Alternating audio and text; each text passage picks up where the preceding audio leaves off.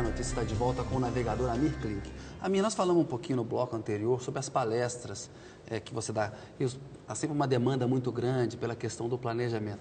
A questão da sustentabilidade, do meio ambiente, ela é muito abordada nessas palestras, a sua visão sobre isso.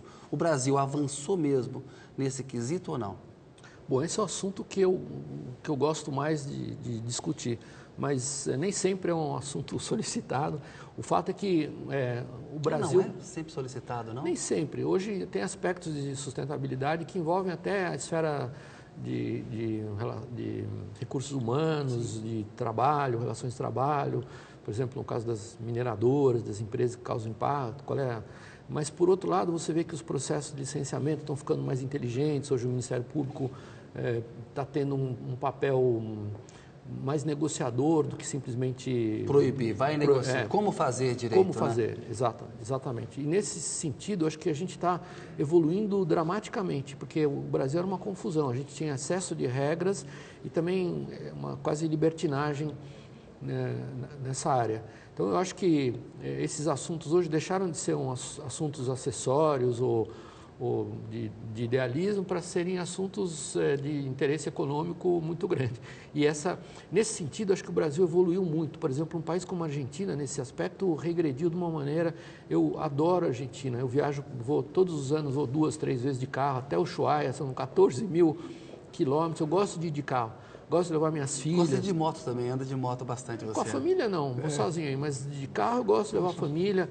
E é triste um país que está destruindo as instituições, que está fomentando a corrupção de uma maneira, que está sendo coercitivo com a imprensa. Quer dizer, estão no caminho errado. E o Brasil, nesse aspecto, o governo brasileiro aprendeu a cobrar e ganhar dinheiro mais do que qualquer outro no mundo.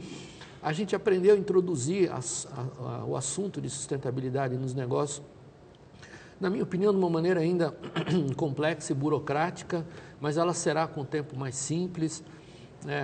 A gente vê hoje o agronegócio fazendo coisas incríveis, né? A parte de logística é um drama ver o que está acontecendo com a soja. Tem gente deixando soja no pé, porque nenhuma anta do governo conseguiu pensar que tinha que fazer mais portos, mais estradas, mais ferrovias. Um gargalo na infraestrutura, mas né? Que está visível há décadas.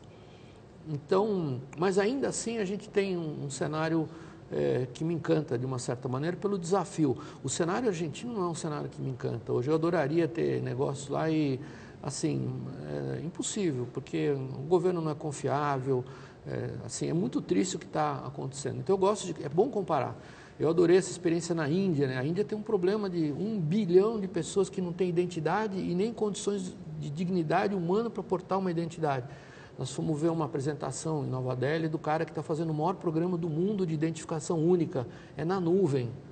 Nem na Suíça, nem na Suécia, nem nos Estados Unidos tem um programa tão avançado com identificação pela íris. Por quê? Para poder trazer essas pessoas para o cenário coisa social. Simples, né? Uma identidade para a pessoa. São cadastrados e é um número, são 12 dígitos que você nem precisa saber. Você vai ter uma identificação. E isso vai mudar o mundo, quer dizer, quando 1 bilhão de pessoas forem inseridas socialmente, economicamente, claro que vai afetar os negócios nossos aqui no Brasil, educação, o fato de a gente não falar 4 idiomas é um absurdo. Todos os nossos vizinhos falam espanhol, por que a gente não fala? A gente, no mínimo, tinha que falar inglês fluente e mais alguma outra língua que não sei se é europeia. Tinha que falar espanhol bem, né? Fluente não bem. Portunhol, as aulas têm que ser dadas em espanhol na escola, para a gente valorizar a beleza da nossa língua mãe, que é o português. Mas só depois que você fala 4, 5 idiomas é que você vê como é bacana falar português. Amigo, eu sei que você várias vezes já deve ter respondido esse tipo de pergunta, talvez seja até chato para você voltar a responder. Mas assim, a questão da beleza física das viagens, né? A paisagem da Antártida, qual foi a cena mais bonita que você viu, ou na sua primeira, segunda ou terceira viagem, assim, esse lugar, essa locação vai me marcar para o resto da vida porque ela tem uma beleza única, ou um animal, uma baleia, não sei. Essa coisa do que você viu, uma coisa bem impressionista mesmo, assim. Sei que você deve ter respondido isso 500 vezes. Eu não me encanto pela beleza física, é uma coisa engraçada, assim. Mas chegar lá e ver aquela imensidão, aquele branco... Eu sei que a Marina, minha mulher, é bonitinha, mas eu não me encantei por isso. Eu confesso que eu fiquei apaixonado no dia que a gente estava namorando e ela falou assim, não, você não vai comprar uma casa, você vai acabar esse barco primeiro. Então, nesse dia, eu percebi, essa mulher Te ganhou. Aí ela ganhou. Ela não estava interessada em ter carrão, casa, essas bobagens que a gente...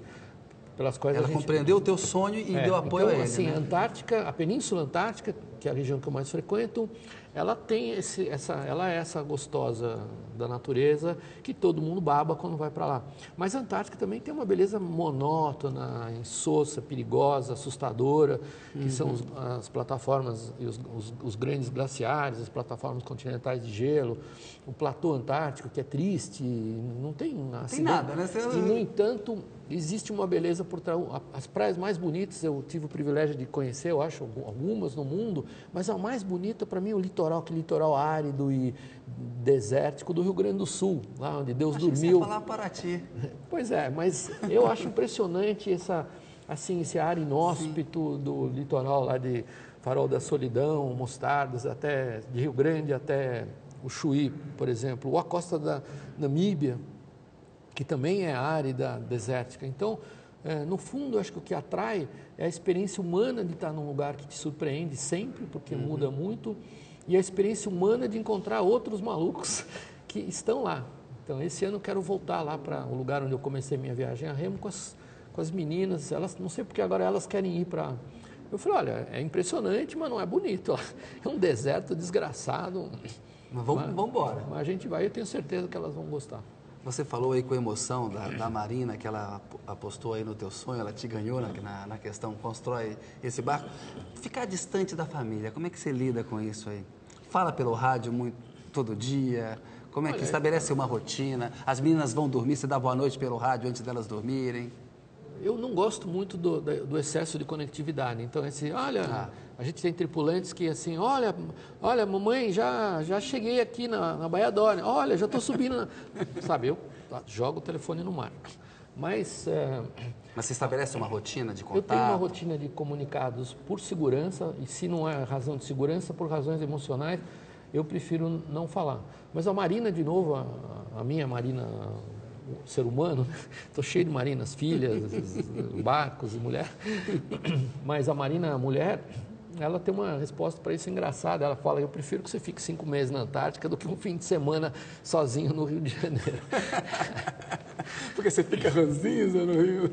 Não, porque o Rio de Janeiro é perigoso, né? É uma cidade tentadora. Claro, falando assim sobre o aspecto conjugal, ela falou, olha, melhor você ficar só 5 meses sozinho mais seguro. Na Antártica. Ela sabe onde eu estou, porque eu tenho um raio de um monitorador no barco que me indica as coordenadas. Sob controle. Eu estou 100% sob controle no Rio de Janeiro, você não sabe o que pode acontecer. E o teu processo de escrita, assim, como você decidiu fazer os livros? Claro, tem um diário de bordo que você faz com vamos dizer assim, com disciplina. Depois você deixou isso, como é que resultou isso? Depois você deixou dormir um pouco e resolveu trabalhar? Eu nunca fiz diário de bordo, faço um diário, eu acho que publicar diário de bordo, ler diário de bordo... É chato. É muito chato, Deus me livre. Eu acho que também não é uma grande viagem que faz um grande texto. Então, eu sempre gostei de ler bons textos. Curiosamente... Mas você faz as anotações na viagem? Eu faço anotações quase aleatória. matemáticas para não perder as informações, mas construir uma história é quase uma... Assim, é difícil, é uma experiência muito... Eu gosto de escrever, eu gosto da língua portuguesa, mas é uma experiência difícil. Tem vários livros que eu escrevi que eu nunca vou publicar. Porque eu não gosto do texto. O texto não é um texto vibrante. E tem livros muito simples, textos muito simples dos quais eu me orgulho bastante. Então, e esses livros que você escreveu que não pretende publicar vão ser encontrados no cofre. Sobre outros assuntos que não viagem, alguns sobre viagem também. São muito interessantes, alguns são de assuntos muito técnicos. Tem algum romance que você escreveu? Eu nunca me atrevi assim, mas tem livros, né, de não ficção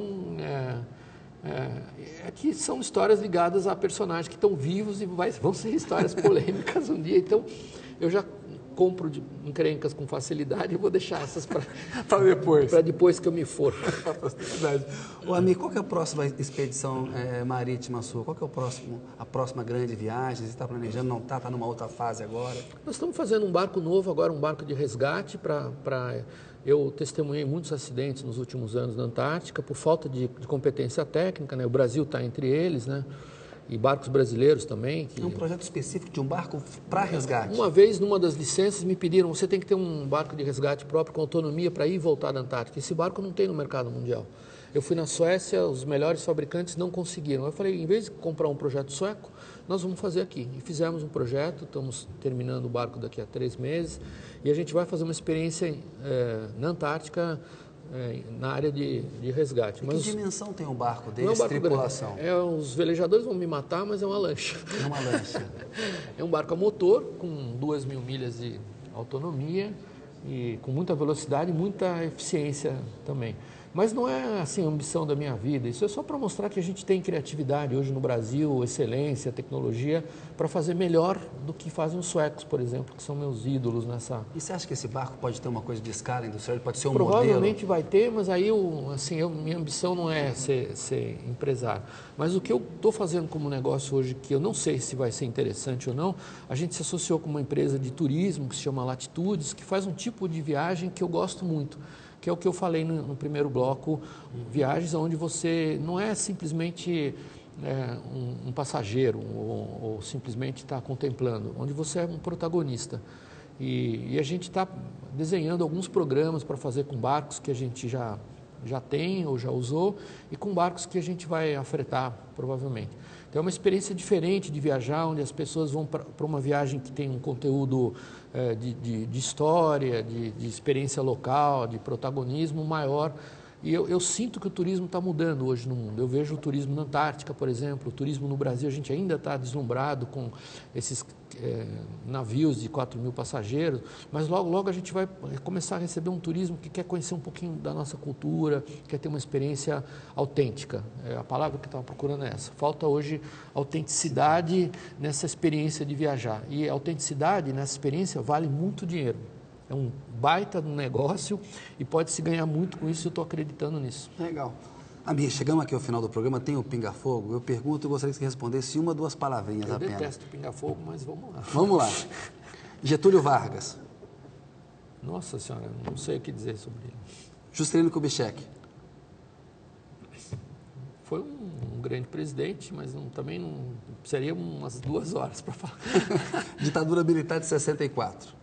Eu acho que foi um processo de aprendizado para o Brasil que ficou para trás, mas foi um processo que eu espero que seja usado pelas futuras gerações para a gente não repetir os erros. José Sarney. Não tenho uma boa lembrança de José Sarney. Fernando Collor. Eu conheci o Fernando Collor, acho que teve um aspecto muito positivo do governo dele, abrir o Brasil para o mundo, e muito ruim também. Itamar Franco. Eu nunca gostei do governo do Itamar. Fernando Henrique Cardoso. Tá louco, mas é um pinga político esse. Vamos partir para o morro. Mas Fernando Henrique. Eu gosto muito do Fernando Henrique, da competência dele, eu não gosto da arrogância dele. Lula. O Lula, eu tive várias críticas ao governo dele e eu tive o privilégio de conhecer ele num dos primeiros comícios dele. Eu acho que ele fez um governo importante não só para o Brasil, mas para o mundo. Eu não sou partidário dos bolivarianos, mas eu acho que para a América do Sul ele tornou-se, para o mundo, um exemplo muito importante, um exemplo brasileiro. Dilma. Acho que está fazendo um governo que está surpreendendo os brasileiros e pode fazer mais. Filme preferido do Amir Klink? Nossa, o Nosferatu. Legal. Klaus Kinski. O diretor de cinema? Putz. Eu sei que é pichado, mas eu gosto de algumas coisas iniciais do Spielberg. Legal. Um ator? Um ator, Sean Connery. Uma atriz? Puxa vida, são muitas, não sei dizer. Uma música preferida sua? Soldat Louis é um conjunto porra louca de marinheiros bretões na França, que tem uma música, um som que os parisienses são uma espécie de grupo de Chico Buarques da vida, mas só de baixarias de marinheiro. A música deles é maravilhosa. Soldat Louis, adoro tudo que eles fazem. Legal, legal. Um cantor preferido? Tom Waits. Uma cantora? Eu não gosto de quem só canta assim. Assim, então, Elis Regina era uma grande cantora, mas eu não sinto admiração por alguém que não cria, que não compõe. Então, eu tenho uma dificuldade. Um ídolo? Putz. Um ídolo no mundo corporativo, acho que é o Jorge. Os Jorges. Boa. Um livro preferido? The Last Place on Earth, um livro do Roland Huntford. Um livro que me marcou profundamente. Legal. Amir, uma frase, um pensamento qual você gosta, um verso, um poema? Tem muitos maravilhosos, mas eu gosto de lembrar uma frase que eu mesmo escrevi, que a gente precisa conhecer o mundo onde a gente vive. Então, que a gente tem que ir ver e não simplesmente ficar vendo televisão. Eu sei que você trabalha num veículo importante, mas eu não gosto desse veículo. Não é suficiente o que vocês mostram para a gente. É bacana para a gente se estimular. Bom eu acho que você teve essa experiência como correspondente de guerra, jornalista. Ir ver é importante. Então, desejo que todo mundo tenha a oportunidade de poder viajar para ver. Amir, agradeço muito a sua entrevista, viu? Boa noite para você, excelente, obrigado mesmo. Até uma próxima. Valeu. A notícia volta na semana que vem, logo após o Doutor Hollywood. Você pode ver todas as entrevistas no nosso site. O endereço está embaixo na sua telinha e acompanhar as notícias do programa pelo meu Twitter. Eu agradeço a sua audiência, tenha uma excelente semana e muito boa noite.